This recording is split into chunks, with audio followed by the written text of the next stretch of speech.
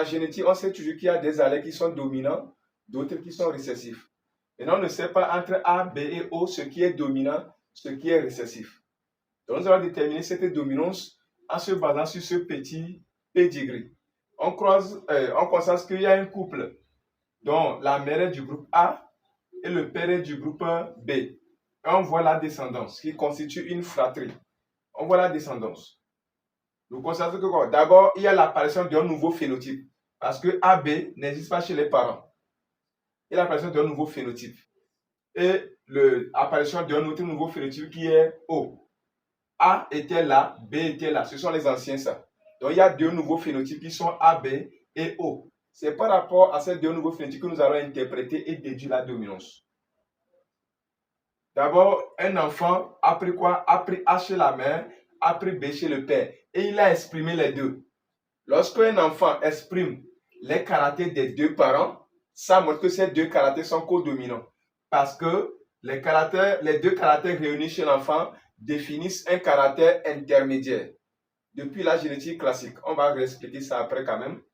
La génétique classique, ça dit que nous avons ici un caractère intermédiaire. Donc d'après la fille 3, on peut conclure que quoi? On conclut que quoi? On conclut que les allèles A et B sont codominants. Maintenant, quand on prend l'individu 4 et 7, eux, ils sont du groupe O. Or, les parents n'ont pas O. Et on sait bien que les enfants ne peuvent rien avoir qui ne provient pas du père ou bien de la mère. Tout ce que les enfants possèdent proviennent toujours des parents. Donc, si les enfants 4 et 7 possèdent l'allèle O, ça veut dire que l'allèle O existe chez les parents.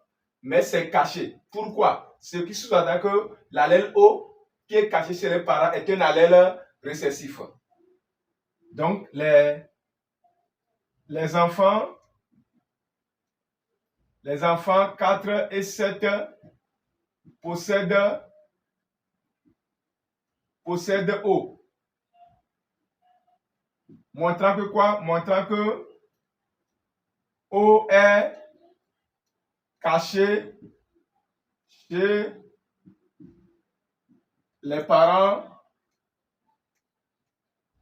1 et 2. Chez les parents 1 et 2. 2 points. Ça montre que quoi? O est récessif. Donc nous venons de conclure que quoi? Dans le système ABO, les allèles A et B sont codominants d'après l'enfant 3 et que l'allèle O est récessif. Donc les allèles A et B sont codominants et les deux dominent O qui est récessif. Ça, c'est la dominance. Maintenant, nous allons profiter en même temps pour faire le type de transmission. Si c'est une transmission autosomale ou gonosomale. C'est bon? Maintenant, nous allons faire NB ici. Qu'est-ce que nous constatons? Nous constatons que quoi? Nous constatons que le père 2 possède l'allèle B. Or, d'après les enfants 4 et 7, on dit que quoi? L'allèle O existe chez les parents mères cachés. Ça veut dire qu'à part l'allèle B, le père possède encore l'allèle O. À part l'allèle B, le père possède encore l'allèle O. Ce qui montre que le père possède deux allèles différents. Il est hétérozygote. Donc le NB, on va dire que quoi? Le père 2 est hétérozygote. Donc la transmission est autosomale.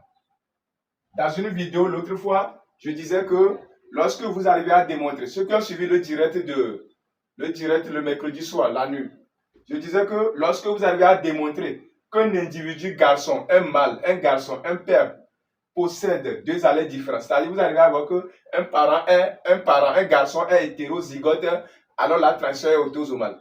On avait expliqué ça dans l'électrophorèse quand j'avais fait le direct.